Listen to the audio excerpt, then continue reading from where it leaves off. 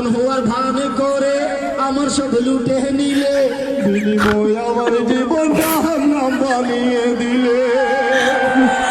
এখন আবার ছট করে ঘরে ঢুকতে চাও, এখন আবার ছট করে ঘরে ঢুকতে চাও। বুঝি না তো এত সাহস কোথায় তুমি পাও, বুঝি না তো এত সাহস কোথায় তুমি পাও। ওরে